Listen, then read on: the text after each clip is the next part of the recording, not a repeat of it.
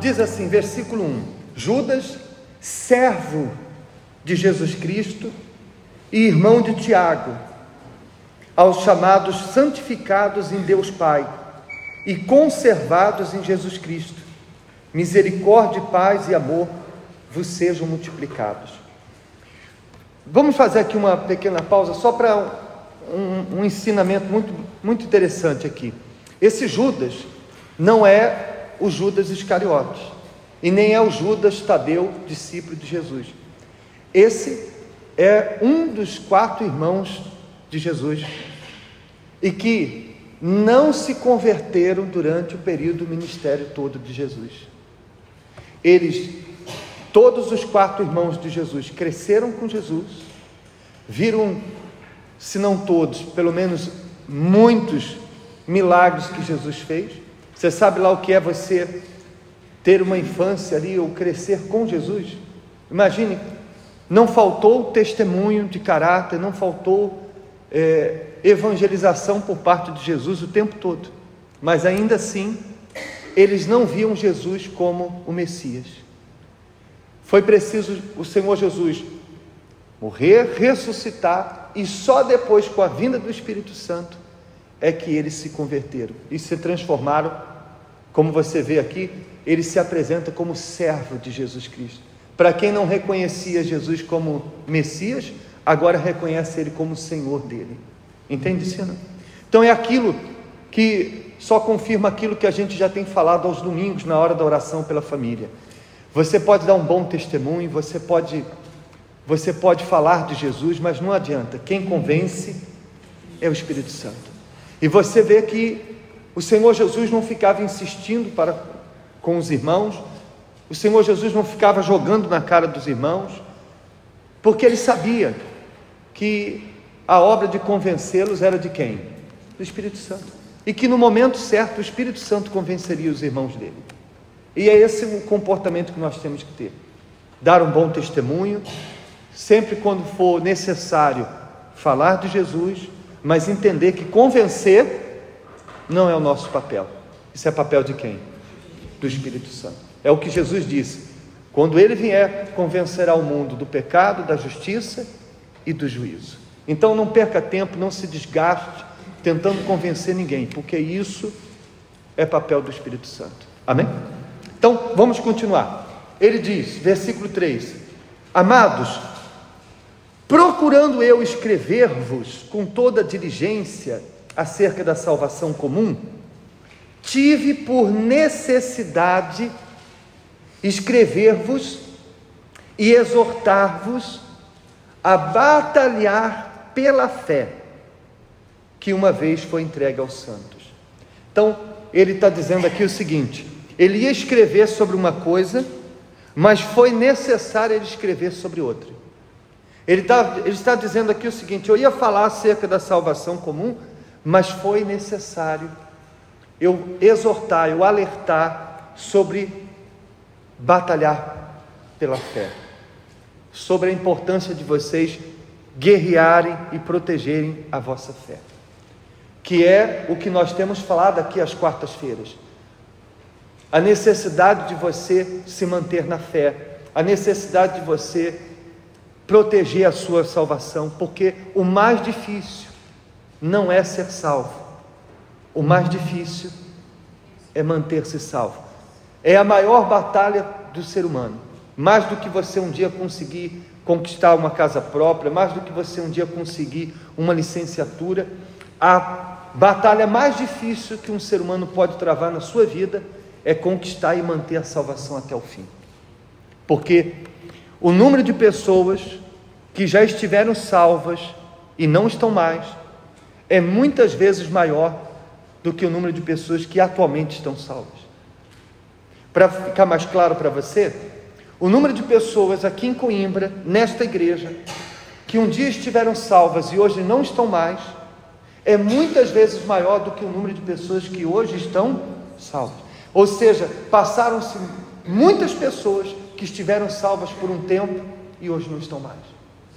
E se nós não vigiarmos, nós estaremos entre elas. E para que a gente não esteja entre elas, nós temos que batalhar, dia após dia.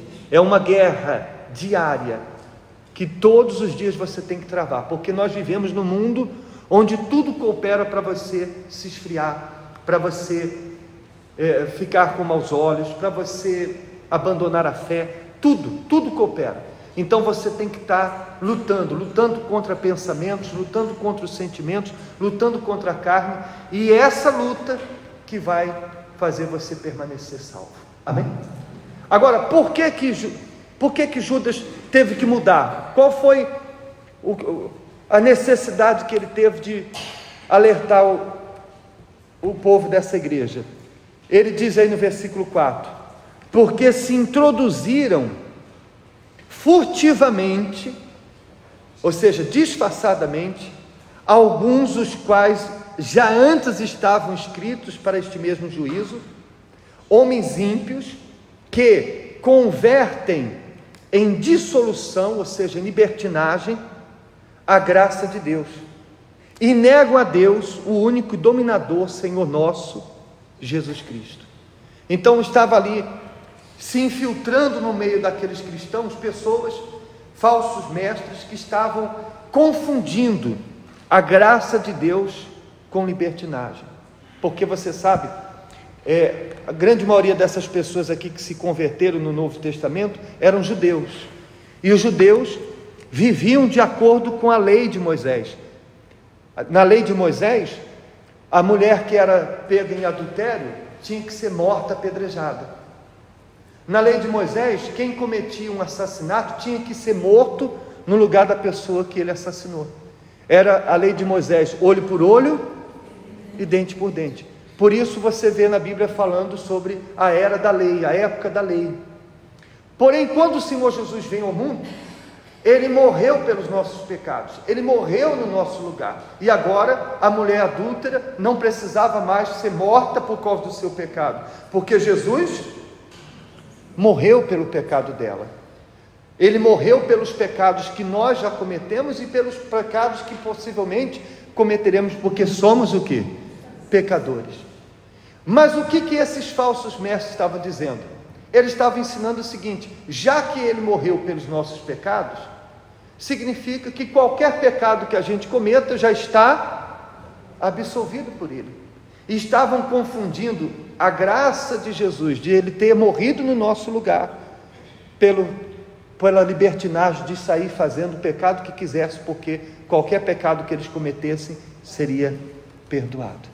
Então, com isso, aqueles cristãos que andavam na linha, que viviam fiéis, que viviam tementes a Deus, começaram a se desviar, e a fé deles estava em perigo, a salvação deles estava em quê? Em perigo. E então foi necessário que Judas escrevesse e alertasse eles: não é assim, não confunda a graça de Deus com uma licença, uma autorização para você sair pecando e fazendo o que você quiser.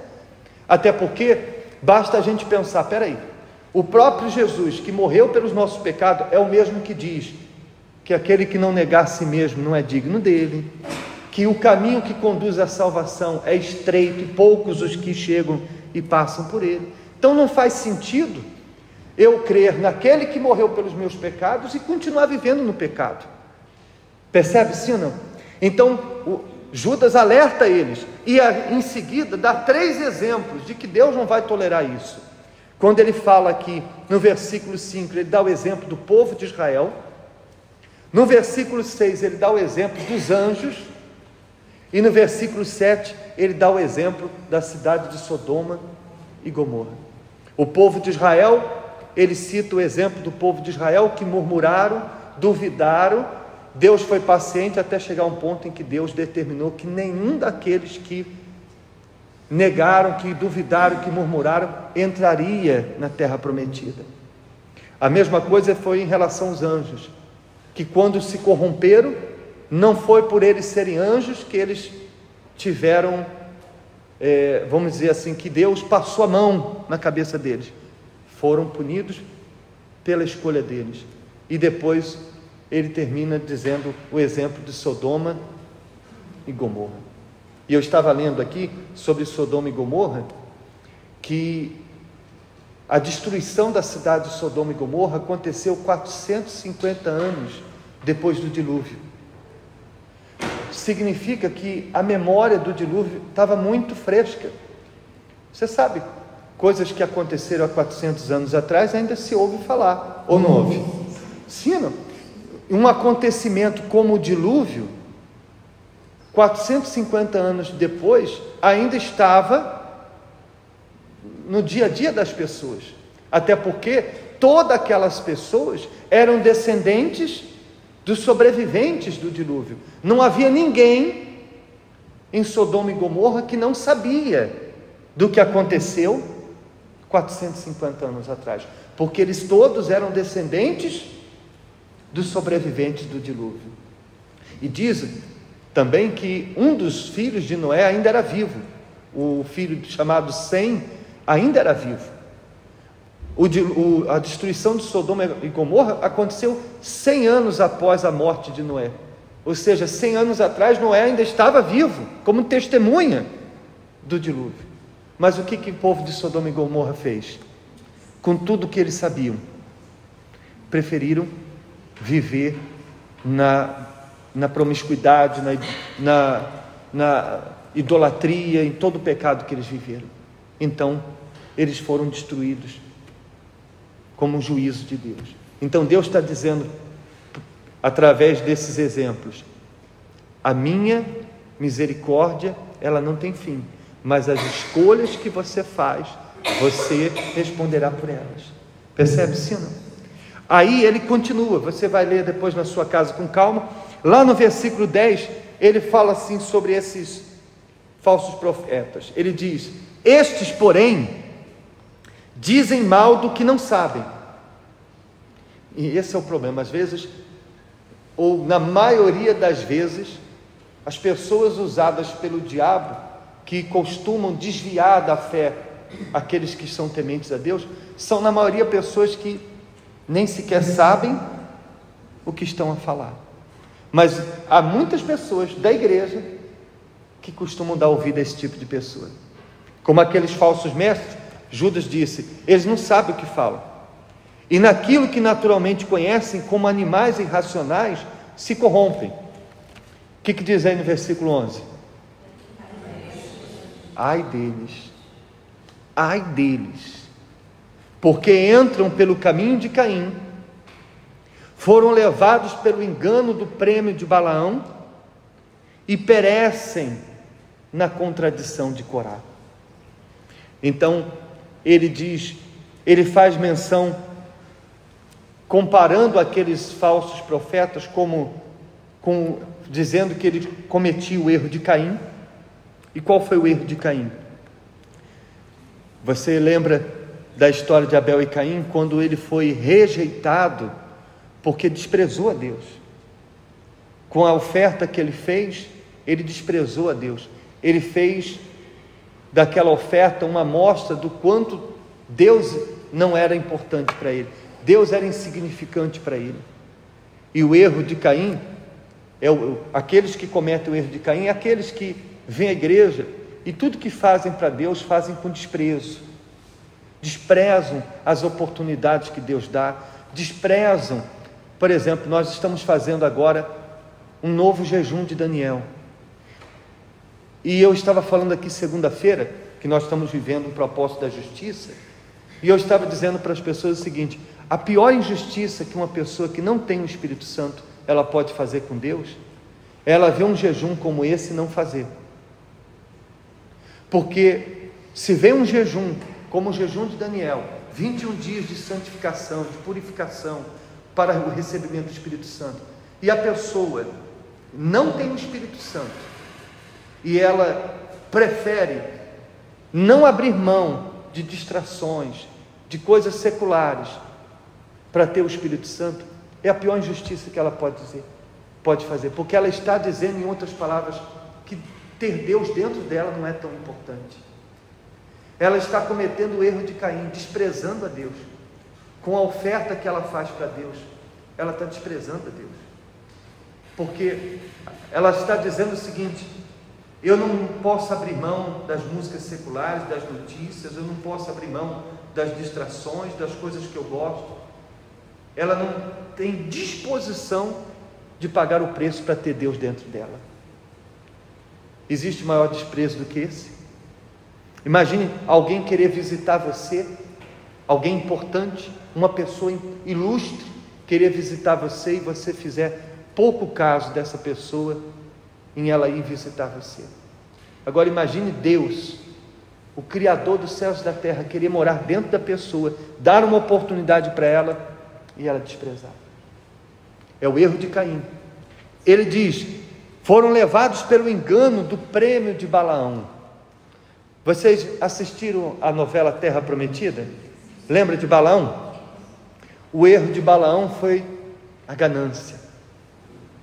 Ele deixou de fazer o que tinha que ser feito, deixou de obedecer a Deus por causa do dinheiro, por causa do prêmio.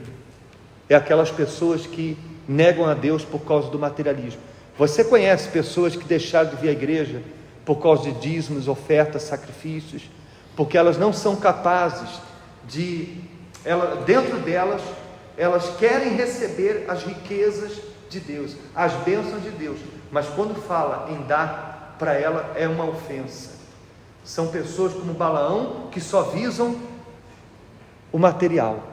E por fim, o erro de Coré, ou como algumas traduções diz, Corá. Vocês, agora já outra novela, olha a importância das novelas da igreja, né?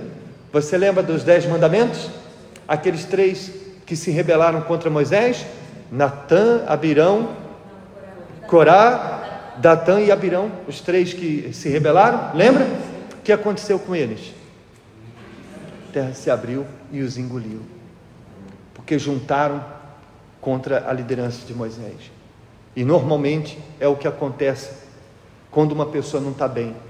A primeira pessoa que o diabo faz ela ter maus olhos é com a liderança da igreja, porque se ela tiver maus olhos daquele que está ali pregando para ela, nenhuma pregação vai surtir efeito nela.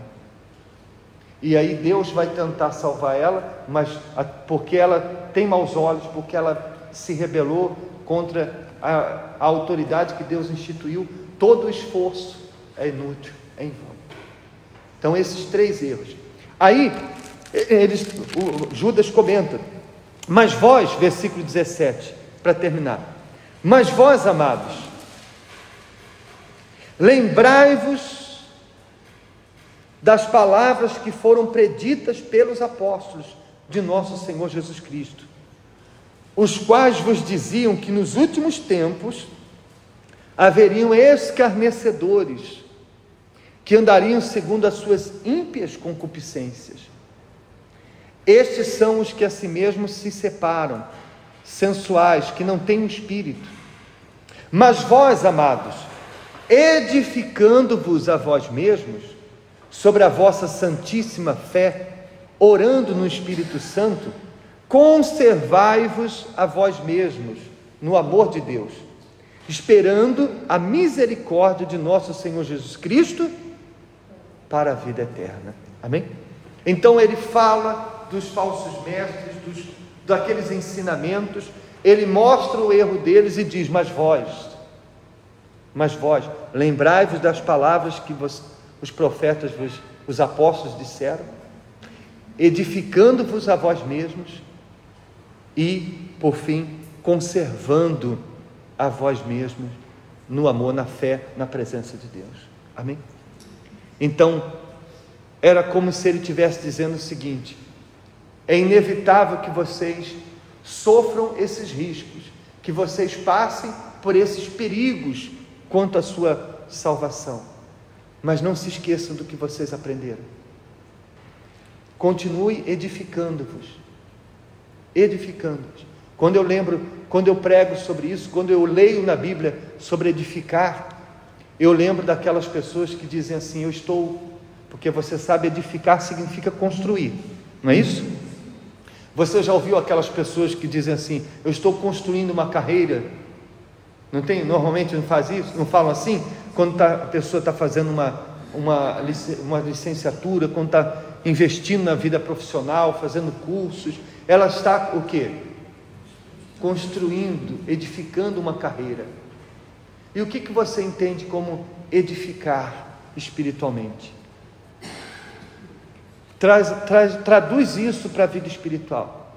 Se uma pessoa que está edificando uma carreira, construindo uma carreira, é aquela pessoa que vai fazer cursos, como é que se chama quando a pessoa vai no estrangeiro? Não, Erasmus não, há um outro nome. Não, há um outro nome. Quando a pessoa vai fazer um intercâmbio, a pessoa vai fazer um intercâmbio, vai procurar uma nova, investir, porque ela quer ser uma profissional melhor, ela quer ter um currículo mais completo, o que de todo não é nenhum erro, mas às vezes para a vida espiritual a pessoa, tem gente que, eu me surpreendo quando às vezes eu encontro pessoas com 10 anos de igreja e não tem Bíblia, ela tem um telemóvel de última geração, mas não tem uma Bíblia. Pessoas que estão há 10 anos na igreja, 5 anos, não é batizado nas águas. Então a pessoa quer construir uma carreira, quer construir um futuro, mas a vida espiritual não desenvolve. Ela é a mesma pessoa há 10 anos e não sai daquele patamar. Então a vida espiritual é algo que tem que ser edificado, dia após dia. Então quando Deus proporciona um jejum de Daniel como que nós estamos vivendo, hoje é o 4º dia, é uma oportunidade de você ler a Bíblia mais do que você costuma ler, de você fazer um propósito de jejum, de oração, é você fazer um propósito de orar de madrugada nesses 21 dias, fazer algo diferente para não passar os 21 dias e você terminar a mesma pessoa. Então edificar a vós mesmo e conservar a vós mesmo, porque como nós falamos no início, se você conquistar a salvação, mas você não conservá-la, não adiantou o quê? Porque não existe cristão reformado, não existe cristão aposentado. A pessoa, ela só será salva se ela permanecer salva até o fim. Você pode ficar 30 anos, 40 anos firme, dedicado, fervoroso, mas se no final da sua vida, ou antes de Jesus voltar, você se esfriar, você perdeu os bons olhos, você perdeu o temor, aqueles anos todos que você viveu de comunhão, de intimidade, não valerão no momento do juízo. Alguém pode pensar assim, pastor, mas não é justo? Como, né? Eu fiquei 30 anos firme e por causa de um ano que eu me afastei, o último ano da minha vida eu me afastei, não ser salvo? Sim. É a mesma coisa que você viver casado 30 anos e depois de 30 anos de casado você dizer assim, não quero mais, eu vou me separar. De que valeu os 30 anos de casado? Você está entendendo? Assim como Deus não considerou os anos que nós vivemos antes de chegar na presença dele, alguns aqui se converteram já com 40 anos, com 50 anos, não é assim? Sim ou não? Alguns se converteram já com 60 anos de idade e viveram 60 anos no vício, 50 anos na idolatria, servindo outros deuses. E ela chegou e Deus não levou em conta que ela ficou 60 anos no pecado. Perdoou. Mas também, se a pessoa ficar 60 anos na fé e deixar a fé, não adiantou o quê? É um caminho que você segue e só funciona se você ir até o fim. Por isso que há inúmeras palavras, e eu acredito que o Espírito Santo está proporcionando que você, todas as quartas-feiras, ouça sobre isso, porque ele está dizendo, conserva o que tens.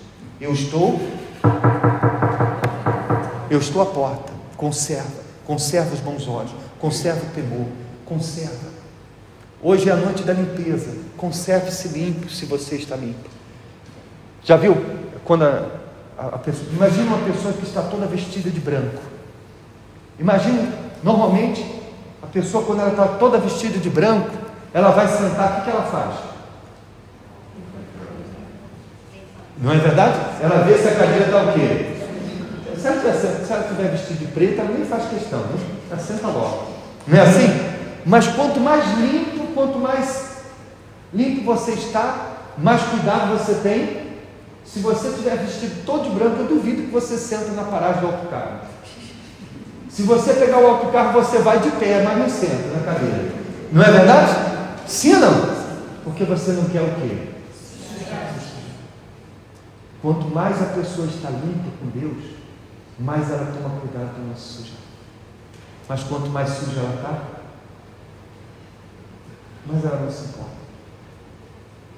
Se a pessoa trabalhou o dia inteiro na rua, está toda suja, ela senta no banco sujo, não faz diferença nenhuma, não é verdade? O que é um pouquinho de sujeira para quem está todo sujo? Então, não faz diferença alguma. Mas quanto mais limpo você está, mais cuidado você tem. Então, os cristãos da igreja que Judas escreveu não estavam tomando muito cuidado, porque também não estavam muito bem.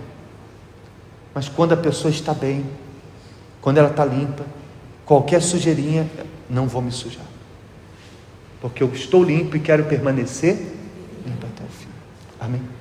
Então, se existe algo que você precisa se limpar, fala para ele: Senhor, hoje é a noite da limpeza, eu não quero sair daqui com essa sujidade nos meus olhos, na minha mente, no meu coração. E se você tem estado limpo, então peça para Ele que lhe ajude a se manter limpo num mundo todo sujo. Eu me lembro daquele animal, a garça, se eu não me engano, que tem aquelas patinhas bem fininhas e altas.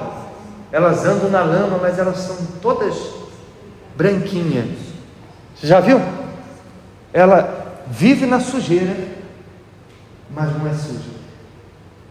Ela vive na lama, mas as penas dela sempre branquinhas, porque ela não deixa a sujeira contaminar.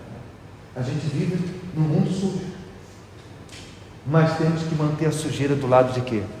Do lado de fora, e não deixar ela pegar em nós. Amém? Fiquem de pé, por favor.